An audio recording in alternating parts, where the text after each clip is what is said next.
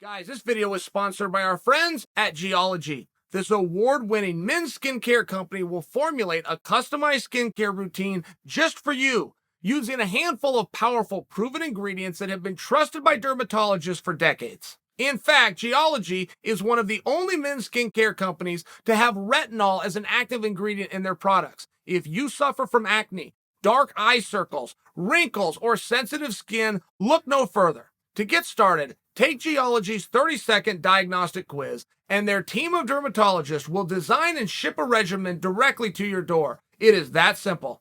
Their face wash is incredible. It smells amazing, and I love the way it makes my skin feel after using it.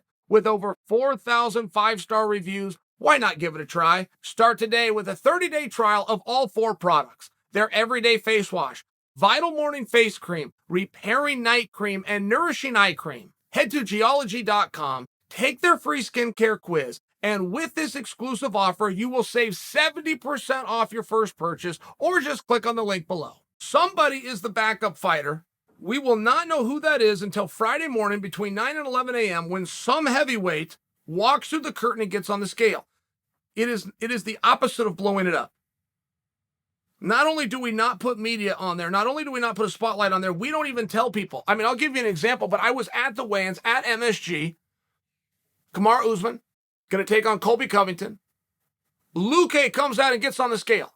We were not even told as an audience that he was in town. Luque ended up missing weight, but that's when we found out that they at least had a body. The show will go on.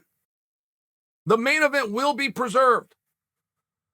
Now, that is obviously a calculated effort of the marketing department that says, don't take anyone's eyes or focus off of what we're promising. I understand that. And if it happened one time, I might have to revisit and go, guys, I was wrong. We never should have said anything. It created a huge distraction. The audience didn't know. The fans were confused. This backup guy started getting more run and more attention. It was a big mistake. Maybe. I would still like to see that tested out, because I don't think that's the case. I think if Jon Jones were the backup fighter, by example, you've got Surreal, you got Ngannou, who, quite frankly, you would have had more fun in my bathroom this morning watching me brush my teeth. You would have found that more interesting than any buildup that the undisputed champ or the interim champ have done leading into this contest. I actually thought of doing that, by the way. I thought about coming here, sitting in front of this lens, and telling you guys, I'm going to give you something more interesting than Francis or Surreal has done. I really thought of doing that. I didn't have time to run home and grab the props. And then I was going to take out a toothbrush and toothpaste. I was going to have you watch me brush my teeth. And you would have liked it more, and I would have done more views than any interview that either one of them have done. Which is why I offer for you, if you dangled the carrot of Jon Jones, whether we get him or not, whether Jon ever got in there or not, if you dangled that carrot, you put Jon Jones into the front row, you do a cameo, possibly an in-ring face-off. We'll see how that goes. That's got to be done organically. You cannot force it. I've seen them forced. It looks terrible. But I've also seen guys in the front row never leave their seat. They fan a camera to him. He's standing on his feet. He's pointing the ring. You're next, that type thing, whatever it is. It's a treat, though. It's a real treat for the audience.